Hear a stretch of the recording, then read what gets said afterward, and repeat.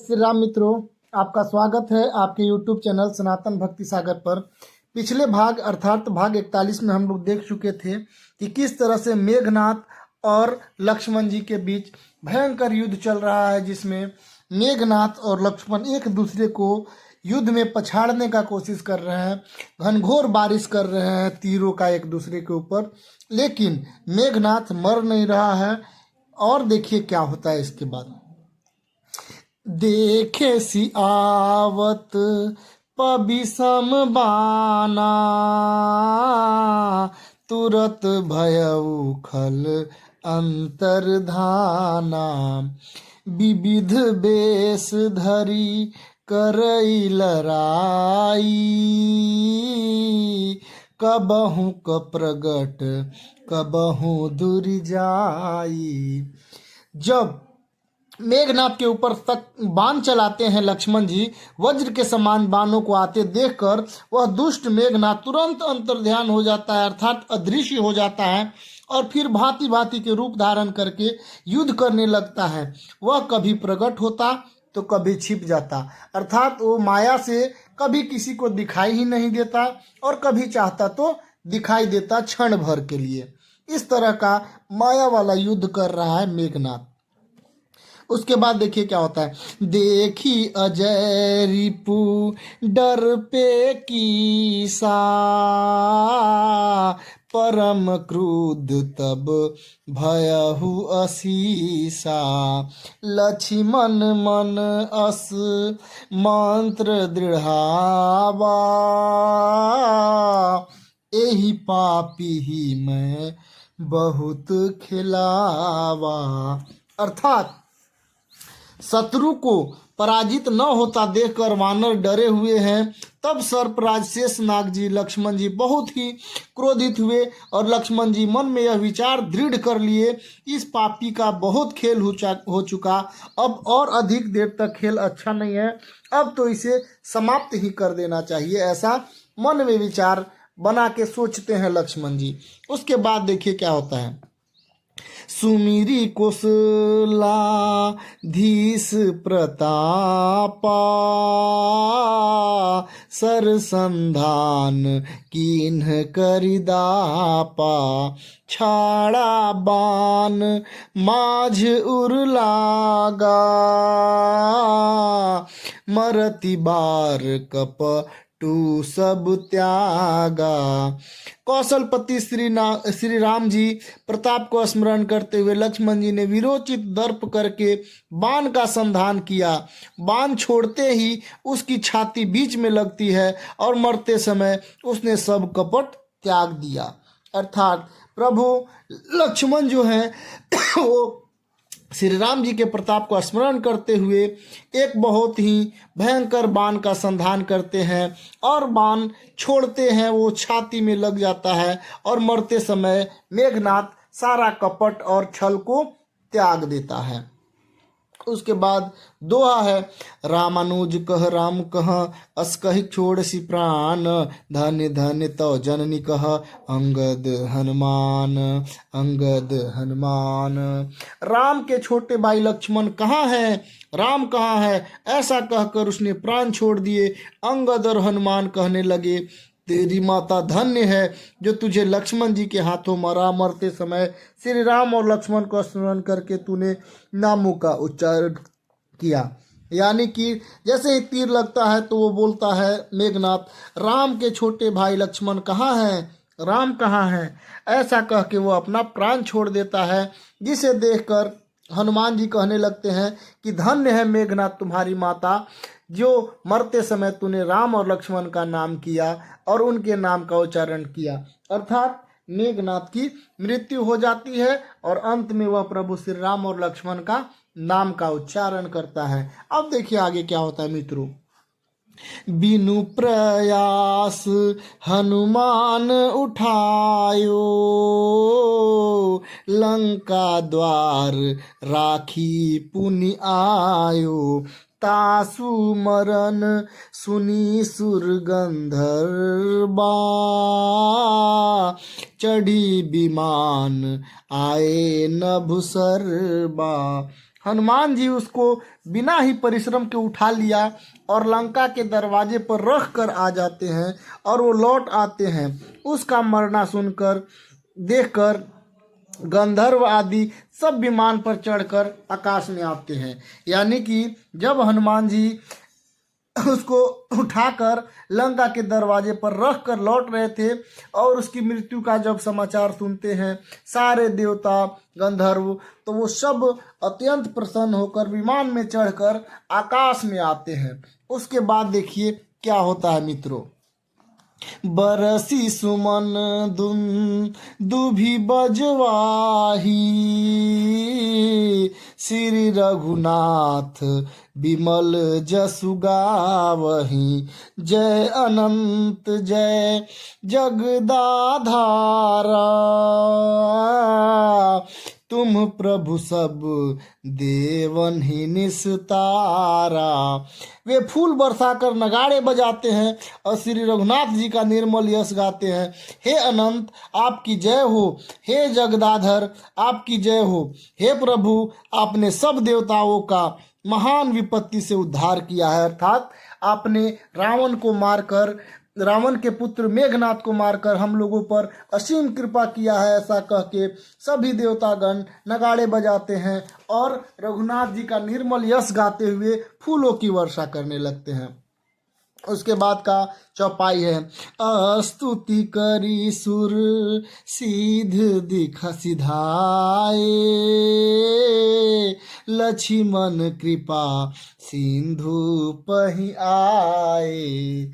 सुत बध सुन दसानन जबही,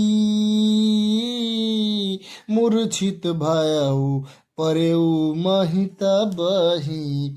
देवता और सिद्धि स्तुति करके चले गए। तब लक्ष्मण जी की कृपा से समुद्र श्री राम जी के पास आए और रावण ज्यों ही पुत्र का वध का समाचार सुनता है वह मूर्छित होकर पृथ्वी पर गिर पड़ता है। यानी कि देवता लोग लक्ष्मण जी का स्तुति गाते हैं, लेकिन जैसे ही रावण सुनता है अपने पुत्र के मृत्यु का समाचार, वो तुरंत शुद्ध पड़ जाता है, मूर्छित होकर गिर पड़ता है। मंदोदरी रुदन कर भारी, उरताड़न बहु भांति पुकारी। नगर लोग सब व्याकुल सोचा, सकल कहीं दस कंधर पोचा। मंदोदरी छाती पीट पीट कर और बहुत प्रकार से पुकार करके बड़ी भारी विलाप करने लगती हैं। नगर के सब शोक से व्याकुल हो जाते हैं, सभी रावण को नीच कहने लगते हैं। यानी कि जब मंदोदरी सुनती है कि उसका पुत्र की मृत्यु हो चुकी है, युद्ध में मारा गया है, वो तरह तरह का विलाप करने लगती है और लंका के जितने भी औरतें थे सब कोसने लगते हैं उस दुष्ट रावण को। तब दस कंड विविध विधि समुझाई सब नारी, नश्वर रूप जगत सब देखहु हृदय विचारी। तब रावण सब स्त्रियों को अनेक प्रकार से समझाता है कि समस्त जगत यह दृश्य रूप नाशवान है, हृदय में विचार करके देखो। तब रावण सबको समझाने लगता है कि ये शरीर तो नाश्वर है, इसका अंत तो होना ही है, थोड़ा विचार इस पर भी करके देखो। मतलब रावण अपनी बुद्धि का प्रयोग करके सबको समझाने का प्रयास कर रहा है। उसके बाद देखिए क्या होता है। तीन ही ज्ञान उपदेशा रावण, आपुन मंद कथा सुन पावन। रावण पर उपदेश कुशल बहुते रे, जे आचरहि ते नर न घनेरे। रावण ने उनको ज्ञान का उपदेश दिया, वह स्वयं तो नीच है पर उसकी कथा बातें शुभ और पवित्र है। दूसरों का उपदेश देने में तो बहुत लोग निपुण होते हैं, पर ऐसे लोग अधिक नहीं हैं जो उपदेश के अनुसार आचरण भी करते हैं। अर्थात रावण उनको ज्ञान का उपदेश दिया कि स्वयं तो देता है, वह स्वयं तो नीच है रावण खुद नीच है लेकिन सबको ज्ञान का उपदेश दे रहा है, पर उसकी बातें कथा शुभ और पवित्र है। हालांकि वो खुद दुष्ट है, खुद गंदा काम करता है, लेकिन जो बात बोल रही है वो तो रावण सही बात बोल रहा है, पवित्र बात बोल रहा है। दूसरों को उपदेश देने तो बहुत लोग निपुण होते हैं, पर ऐसे लोग अधिक नहीं होते हैं जो उपदेश का अनुसरण और आचरण भी करते हैं। देखिए रावण कितनी बड़ी बड़ी बातें बोल रहा है कि शरीर नश्वर है, उसको तो एक दिन जाना ही है, लेकिन इस दुष्ट को इतना भी ज्ञान नहीं है कि तुम खुद जो पाप कर रहे हो वो कितना सही है, कितना गलत है। अर्थात दूसरों को संदेश देना, दूसरों को ज्ञान देना बहुत अच्छी बात है और ये आसान है, लेकिन अपने जीवन में अगर नहीं उतार पाए तो इनका कोई मतलब नहीं होता है, यही इसका अर्थ है। निशा सिरानी भयउ भिनु सारा, लगे भालू कपि चारी हूँ द्वारा, सुभट बोलाई दसानन बोला, रन सन्मुख जा कर मन डोला। रात बीत गई, सवेरा हुआ, ऋक्ष वानर फिर चारों दरवाजे पर जा डटे। योद्धा को बुलाकर दसमुख रावण ने कहा, लड़ाई में शत्रु के सम्मुख जिसकी मन डामाडोल हो। अर्थात रात जब बीत जाती है, सवेरा होता है, तो सभी ऋक्ष वानर चारों तरफ से लंका के दरवाजे पर सट जाते हैं और डट जाते हैं युद्ध के लिए। योद्धाओं को बुलाकर दसमुख रावण जो था वो कहता है, लड़ाई में शत्रु के समीप जिसका मन डामाडोल है वो चला जाए, और कुछ अभी संदेश देने वाला है। सो अबही बरु जाई पराई, संजुग विमुख भाए न भलाई, निज भुज बल में बयरु बढ़ावा, देह उतरु जो रिपु चढ़ी आवा। वो बोलता है कि अच्छा है वो अभी ही भाग जाए, युद्ध में जाकर विमुख होने वाले अर्थात भागने वाले की भलाई नहीं है। मैंने अपनी भुजाओं के बल पर बैर बढ़ाया है, जो शत्रु चढ़ आया है उसको मैं अपने ही से उत्तर दे दूंगा। अर्थात वो सेना को, सैनिकों को जमा करके कहता है कि जो वापस जाना चाहता है अभी ही चले जाए, नहीं तो युद्ध से अगर कोई पीछे हटेगा, युद्ध होने के बाद युद्ध मैदान से जो वापस आएगा उसके लिए अच्छा नहीं होगा। मैंने खुद शत्रुता ली है, मैं खुद ही इन सब से युद्ध कर सकता हूँ। अर्थात जो युद्ध करना चाहता है तो वो शामिल हो, और अगर शामिल होने के बाद वापस आएगा तो उसको दंड दिया जाएगा। अस कही मारुत बेग रथ साजा, बाजे सकल जूझारू बाजा, चले वीर सब अतुलित बली, जनुक जल के आंधी चली। ऐसा कहकर उसने पवन के समान तेज चलने वाले रथ सजाए। सारे जुझारू लड़ाई के बाजे बजने लगे और अतुलित बलवान वीर ऐसे चले मानो काजल की आंधी चल रही है। अर्थात ये सबको समझा कर सेना को वह पवन के जैसा तेज चलने वाला रथ को सजाता है, और सभी जुझारू योद्धा नगाड़े बजाने लगते हैं युद्ध वाले, और तब अतुलित बलवान वीर ऐसे चलते हैं जैसे कि काली काजल हो, मतलब चारों तरफ अंधियारा अंधियारा काला काला बादल छा गया है। सभी योद्धा चल पड़ते हैं। असगुन अमित हो ही ते ही काला, काल गनई न भुज बल गर्भ विशाला। उस समय असंख्य अपशकुन होते हैं, अपनी भुजाएं और बल का बड़ा गर्व होने वाले रावण उन्हें गिनता नहीं। बहुत तरह का अपशकुन उस समय होते हैं, लेकिन रावण अहंकारवश उन सब अपशकुन को नहीं गिनता है और वह युद्ध के लिए चल पड़ता है।